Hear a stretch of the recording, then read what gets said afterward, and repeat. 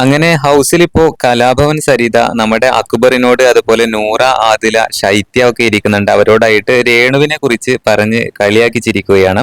തമാശക്കാണ് പറയുന്നതെങ്കിലും അതാണ് ഇപ്പോൾ ലൈവിൽ കാണിച്ചുകൊണ്ടിരിക്കുന്നത്. സരിക പറയുന്നത് ഇങ്ങനെയാണ്: രേണു ഒട്ടും തന്നെ ആക്റ്റീവ് അല്ല, ഒന്നിലും ഇടപെടുന്നില്ല. നമ്മളൊക്കെ ഇപ്പോൾ ഇവിടെ വഴക്കും കാര്യങ്ങളും ഒക്കെ ഉണ്ടാകുന്ന സമയത്തൊന്നും രേണു അതിലൊന്നും ചർച്ച ചെയ്യാൻ ആക്റ്റീവ് അല്ല. രേണു ഫുൾ ടൈം മക്കളെ കാണണം, സുധിച്ചേട്ടനെ കുറിച്ചൊക്കെ പറയുന്നു, അതിനെ കുറിച്ചൊക്കെ സംസാരിച്ച് ഇങ്ങനെ കരയുകയാണ്, ഒറ്റയ്ക്ക് ഇരുന്ന് കരയുകയാണ്, ഫുൾ ടൈം കട്ടിലിൽ തന്നെ ഇരിക്കുകയാണ് എന്നൊക്കെയാണ് സരിത പറയുന്നത്. അതെല്ലാം കേട്ടുകൊണ്ട് ഇരിക്കുന്നത് നമ്മുടെ നൂറ, ആദില, അതുപോലെ ശൈത്യ, അക്ബർ എന്നിവരെല്ലാമാണ്.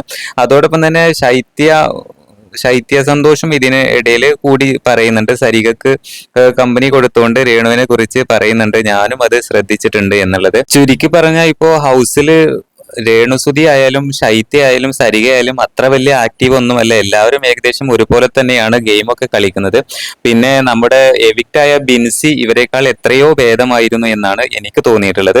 എന്തായാലും നിങ്ങളുടെ അഭിപ്രായം മറക്കാതെ കമന്റ് ആയിട്ട് അറിയിക്കൂ.